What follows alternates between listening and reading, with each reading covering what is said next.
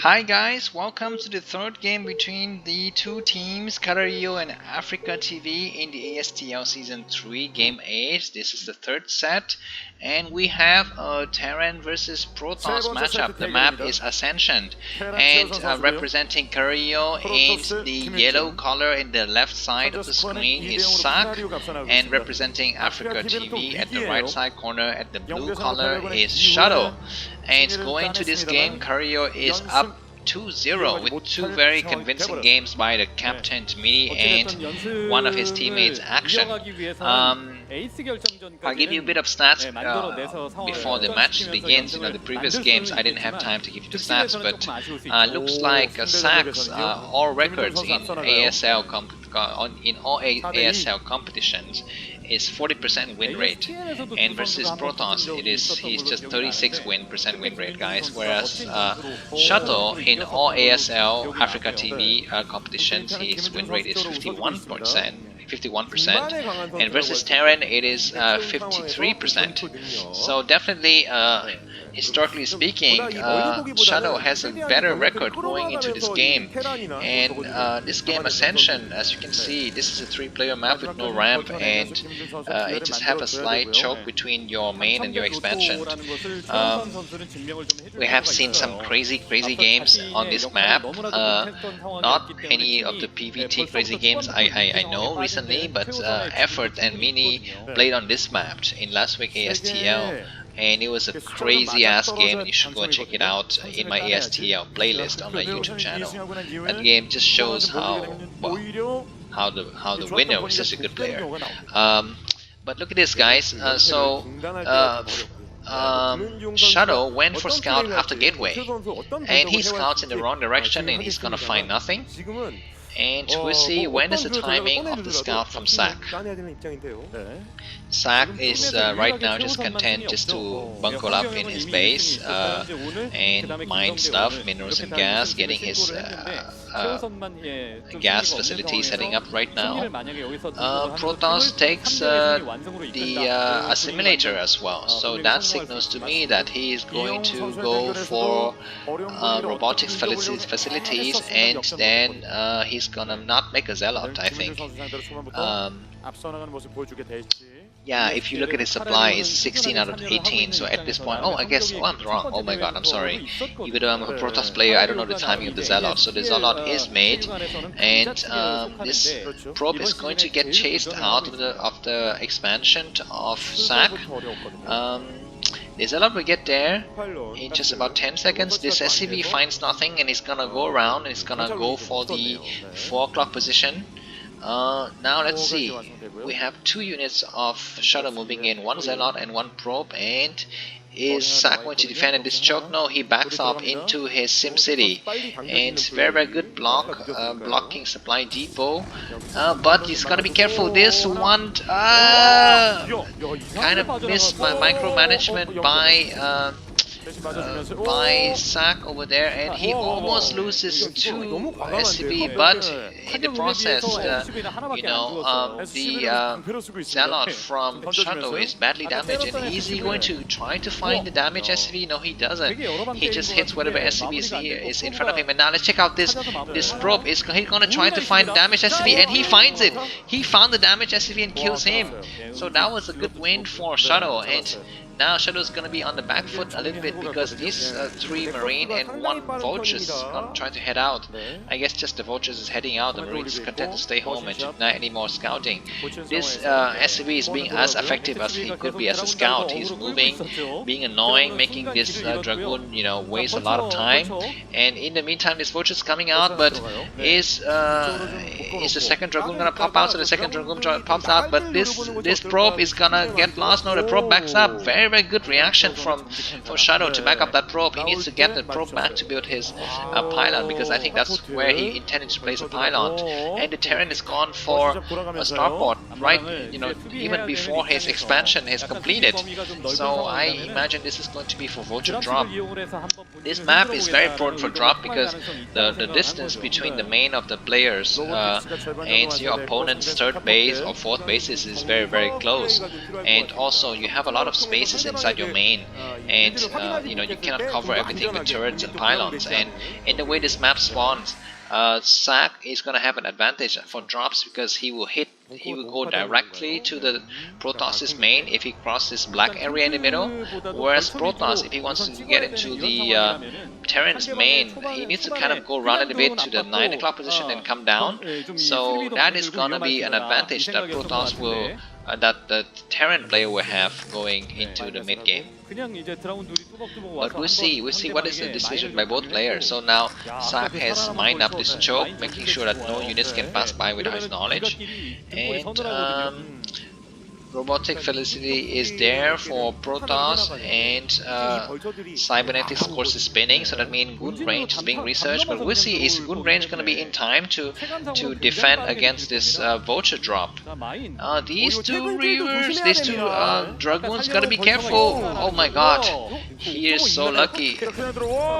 Okay, he loses a little bit of health and a little bit of shield, but that's okay, at least those two dragoons survived. And this shuttle, this starport is spinning, and those 3 vultures, and there's 1 more vulture in the southern part of the map. I think those guys are gonna group up together. Yes, 4 vultures are ready, and the dropship is ready. Now what is the reaction from Shuttle? Star Sense from Shuttle. He knows that something is up and he immediately moves 2 dragoons down. The question is he gonna be able to build some Sim City to support his dragoon? At least 1 scouting. Oh, and that observer needs to move back.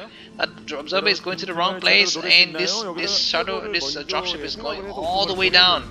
He's making sure that, you know, he takes a long way, but he doesn't go in. He's waiting for something. I guess he's waiting for the army of the Protoss to move out. He's waiting. Yeah. Okay, very good Star Sense. How the hell did Shadow knows that, you know, that dropship is gonna go in, even though that dropship delay, you know, when you play as pro gamers with each other, you know each other's timing so well that you just, you know, if you delay your timing by a little bit, you might throw your opponents off. Your opponent might be thinking, oh, he didn't go for Dark Templar, or he didn't go for drops, because if he went for drops, you know, by this time that drop should have been in my base. And sometimes players just play mind games and just, just delay their timing a little bit. And look at this, 2 vultures come in, and how many? 1 kill on that vulture. That other vultures may have around 1 or 2 kills, I'm not so sure. But these vultures are gonna drop in the middle of the map, and where is the army of the Protoss? They are somewhere in the southern part of the map. They're moving up, but 1 vulture is gonna move north and 1 vulture is gonna move south, I think. And these dragoons are not, they're not coming back. They are. He's losing so much props, and at least 2 more dragoons able to reinforce. So that was a good drop. But these guys are coming in because Shadow knows that there are no tanks, and even if there were tanks, there would be no siege. Yeah, siege is still being researched. So this is a good move by Protoss to go and counter, and he's gonna hit a lot of stuff. He needs to get his Reaver. He needs to get his Reaver and hit those SCV. He needs to drop his Reaver now, exactly, and just target the nearby SCV. Sometimes you target the far SCV, and like this, what happens is you will dead. So sometimes it's better not to target the far SCV and target the closer SCV. Instead, he needs to target the SCV, not the tank. He decided to go for the tank. I think that's a mistake. I think just going for the SCV is more safe because you will kill a lot of SCV. Versus if you go for the tank, you just get 1 hit off, and you know the tank will live to fight another day. But Shadow is in the base of the Terran, and I think this game is over. It's gonna be over soon. At least that tank is surviving, but the tank dies. He needs to focus on the other tank. He needs to focus on the other tank, and that other tank also dies, and he needs to pick it up. He needs to kill the tank. Kill the tank. Kill the dropship died, but the tank survives. And the Protoss had just, you know, massacred tons of SCVs and tanks. But anyways, he was not able to take the 3rd base during this time. He was so focused on micromanaging his army. But now he takes the 3rd base, and the game kind of resets. And these vultures are going to go out and look for blood, I think, but they immediately meet somebody right at the front door. They need those dragoons. And look at this, guys. Ssak is not giving up on the idea of dropship. He's rebuilding his dropship. And I think Shuttle has 2 observers here, but he doesn't need to have observers. I think some of his observers need to go home and just to help with the spotting for a little bit. But he moves in. He moves in with 8 dragoons versus 2 tanks, 3 tanks. One tank joined the mix, but he's not able to clear this tank. Is he going to be able to clear this tank? He clears the tank and he backs off. So he loses 4 dragoons just to kill 1 tank and 1 barrack. So I'm not so sure about the decision, but we'll see. These dragoons like have star sense or something, because the immediately goes back. Maybe he saw the spinning starport with his observer. I'm not so sure. But anyways, Protoss is gonna go out here. This is a good place to try to intercept any movement of dropships if they come out. Yeah, so now Protoss needs to kind of lay low for a little bit, because the drop from the Terran is gonna be devastating if he ever gets it up and kills probes. Yes, oh my god, he's not reacting. Yeah, he reacts. Ssak reacts, but he saves his dropship. Very clutch movement from both players. And now I think Shuttle needs to think about saturating his 3rd base. He knows that there's some mines there, some vultures, but he has not saturated his 3rd base. Yes, he needs to move his dragoons up there, and exactly that's what he does. But he doesn't. Oh my god, these shuttles are going to win. They're going to snipe 1 probe. Are they going to be able to snipe another? No, they back off because each of them is just 1 hit away from being killed. Shuttle makes a cannon right in his 3rd base. This one dropship is going around on the map. Yeah, this dropship comes in, but they're going to meet their arch nemesis and they back off. These 5 vultures are running around the map. They're going to try to hit the 3rd base again.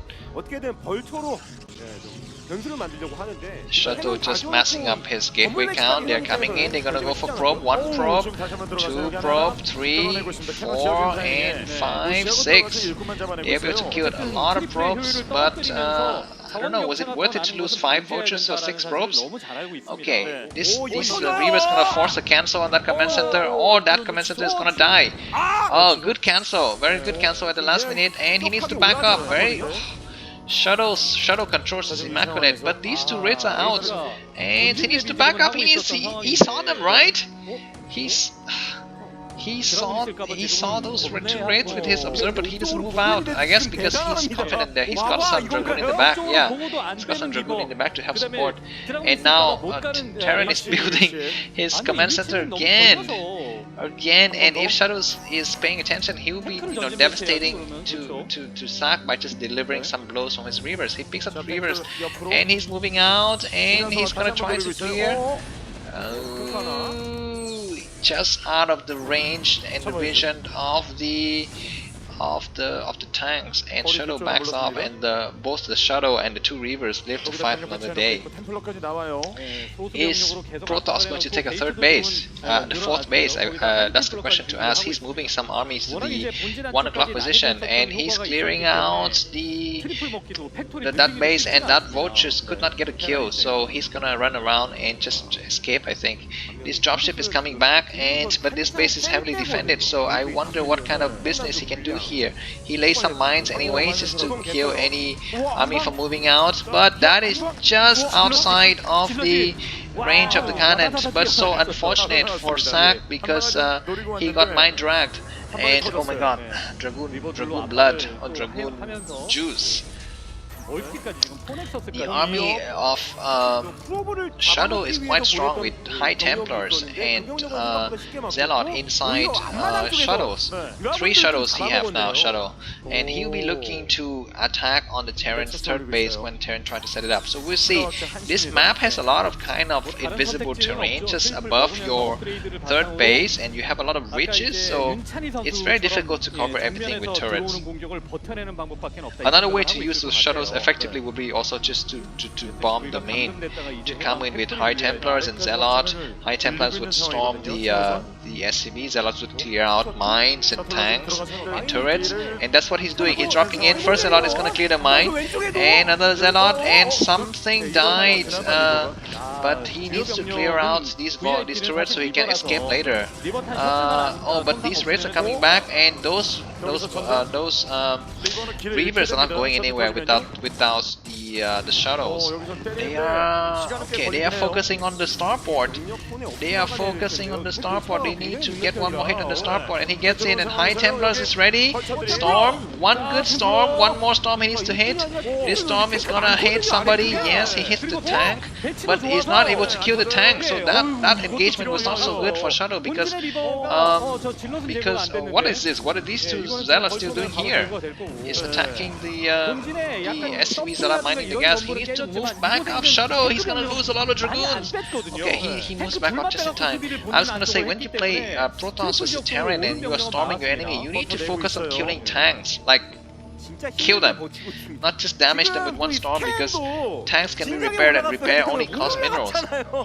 And you know, when games are very close, sometimes it's repair that's gonna help the Protons, the Terran players win. Okay, storming on the high ground. He needs to storm one more. He needs to storm one more. He doesn't storm. He needs to move some Dragoons edges to take hits and storm. You see, if you don't storm, your opponent's army will just recover, and you know, in that way you're not trading effectively. Okay, it looks like Shadow is going for another crazy drop. I think they are full of HTs. He's gonna drop one Zealot to clear out mines.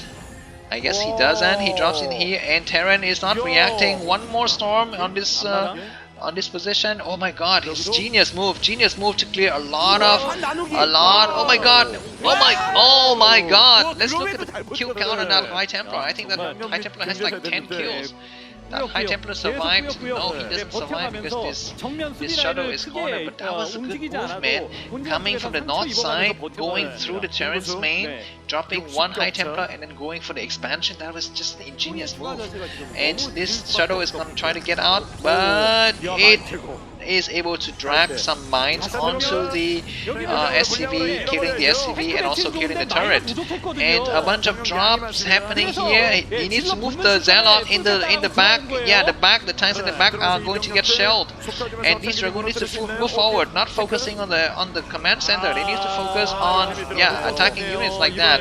And Ssak is forced to evacuate, but he's got a lot of tanks. He needs to clear these. He needs to clear these Zealots. He does clear them, but now the Dragoons is, you know, mixing with the tank, and that's not good for splash damage. And he's able to clear out all of these tanks. One more tank is gone, and Ssak GG's, and that's it, guys. The game finishes, and Shadow wins, and Shadow brings the game back 2-1, and we move on to game 4. See you in just a few seconds. Bye bye.